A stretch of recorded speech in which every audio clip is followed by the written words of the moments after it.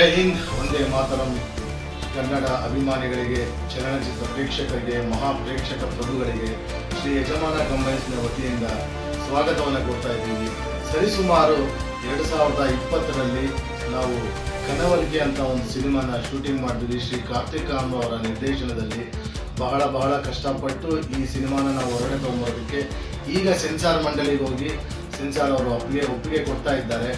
ಈ ನಡುವೆ ಒಂದು ನಿಮ್ಮಲ್ಲಿ ನಾನು ಕೇಳ್ಕೊಳ್ಳೋಂಥದ್ದು ಅಥವಾ ಹೇಳ್ಕೊಳ್ಳೋಂಥದ್ದು ಒಂದಿದೆ. ಏನಪ್ಪ ಅಂತಂದರೆ, ಈ ಕೆಲಸ ಮಾಡಿದಾರಲ್ಲ, ಈ ಸಿನಿಮಾದಲ್ಲಿ ಕೆಲಸ ಮಾಡಿದಾರಲ್ಲ, ಎಲ್ಲರೂ ಪರಿಪಕ್ವವಾಗಿ ನಿಷ್ಠೆಯಿಂದ ಮಾಡಿದ್ದಿದ್ರೆ ಇಷ್ಟೊತ್ತಿಗೆ ಬೇಗ ಆಗ್ತಾ ಇತ್ತು.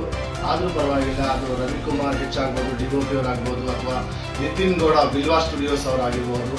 ಮುಖ್ಯವಾಗಿ ಸಂಗೀತ ನಿರ್ದೇಶಕ ಶ್ರೀವತ್ಸ ಅವ್ರ ಬಗ್ಗೆ ಹೇಳಲೇಬೇಕು. ಬಹಳ ಕಡೆಗಣಿಸಿದ್ದಾರೆ ಅಂತಲೇ ಹೇಳಬೇಕು. ತಪ್ಪು ತಿಳ್ಕೊಬೇಡಿ ಪ್ರೇಕ್ಷಕರೇ. ಯಾಕೆ ಹೇಳ್ತೀನಿ ಅಂತಂದರೆ, ಕನ್ನಡ ಚಲನಚಿತ್ರ ರಂಗ ಇವತ್ತು ಎಷ್ಟೋ ದಿಗ್ಗಜರನ್ನ ಕೊಟ್ಟಿದೆ. ಮ್ಯೂಸಿಕ್ ನಿರ್ದೇಶಕರು ಕೂಡ, ಮ್ಯೂಸಿಕ್ ಡೈರೆಕ್ಟರ್ಸ್ ಕೂಡ ತಮ್ಮ ಪ್ರಯತ್ನ ತುಂಬ ಪಟ್ಟಿರ್ತಾರೆ. ಅದು ಆಪ್ತಮಿತ್ರ ಆಗಿರ್ಬೋದು, ಆಪ್ತರಕ್ಷಕ ಆಗಿರ್ಬೋದು. ನಿಜವಾಗ್ಲೂ ಯಾಕೆ ಹೇಳ್ತೀನಿ ಅಂತಂದರೆ, ನಮ್ಮ ಶ್ರೀ ಯಜಮಾನ ಕಂಬೈನ್ಸ್ ಅಷ್ಟು ಕಷ್ಟಪಟ್ಟಿದೆ.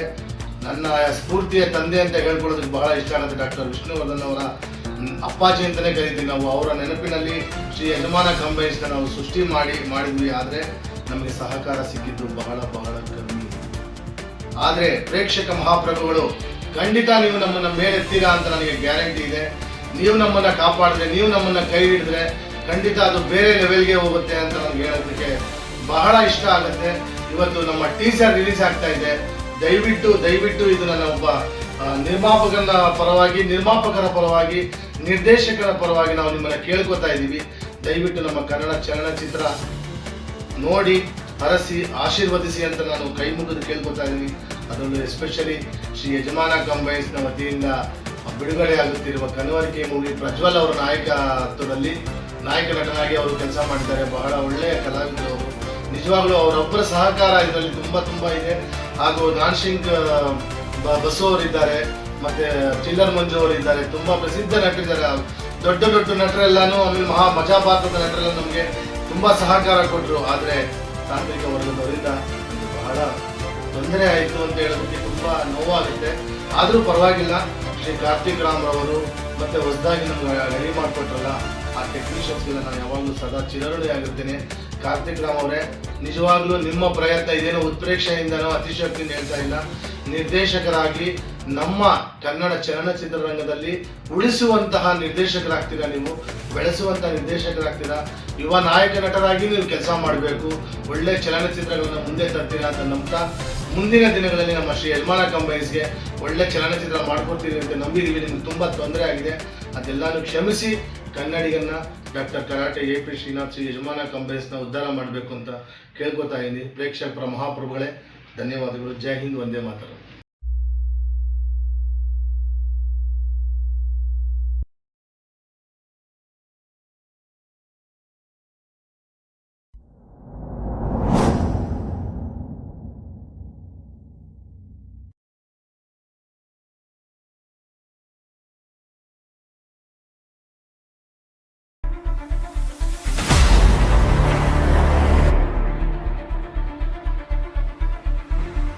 ಹಳ್ಳಿ ಎಂದರೆ ಸರಳತೆ, ವ್ಯವಸಾಯ, ಹಸಿರು, ಸಂಬಂಧ, ಸ್ನೇಹ, ಪ್ರೀತಿಯ ಸೊಗಡು ತುಂಬಿರೋ ಸ್ವರ್ಗ.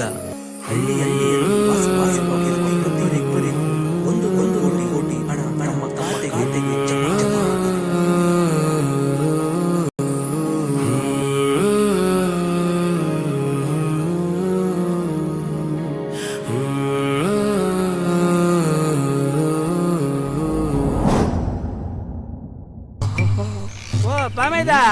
ಆಮವ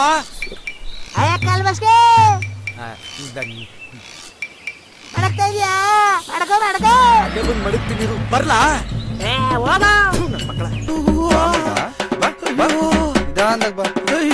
ನೋಡ್ಕೊಂಬಪ್ಪ. ನಾನು ಅಂಡು ಉದಿಸ್ಬಿಟ್ಟು ನಿಮ್ ಹುಡುಗಿ ಪಾನಿಪುರಿ ಕೊಡ್ಸಕ್ ಹೋದ್ಯಾ? ನೀನ್ ಅಂಡು ಕುಲ ಬೀಳ. ನಾನು ಹೊಡಿಬೇಕಂದ್ರೆ ಅಪ್ಪನ ಬಿಟ್ಟು ಬಂದಿರ್ಬೇಕು. ಇಂಥ ಕಳು ನನ್ನ ಮಕ್ಕಳು ಇರೋದ್ರಿಂದಾನೆ ಕಾಲಕ್ಕೆ ಮಳೆ ಬೆಳೆ ಏನಾಗ್ತಿಲ್ಲ. ನಿನ್ ಜೊತೆ ಮಾತಾಡಲ್ಲ ನಾನು. ಯಾಕೆ ಇಷ್ಟು ಲೇಟ್ ಮಾಡ್ದೆ? ಸಾರಿ ಕಣೆ, ಸ್ವಲ್ಪ ಲೇಟ್ ಆಯ್ತು ಅಷ್ಟೇ.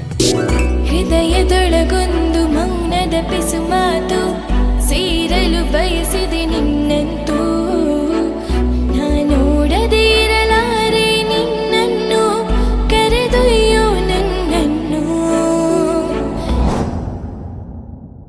ಹೇಳು ಪುಂಗ, ಏನಾಯ್ತು? ಅವನನ್ನ ಸಲೀಸಾಗಿ ಕೊಲ್ಲಬಾರ್ದು, ಹಿಂಸೆ ಕೊಟ್ಟು ಕೊಲ್ಲಬೇಕು. ಏಯ್ ಕೂಡಾರಿ, ಈ ಪುಂಗಣ್ಣಂಗೆ ಪುಂಗಿನ ಅವನೇ ತಕೊಂಬರೋ.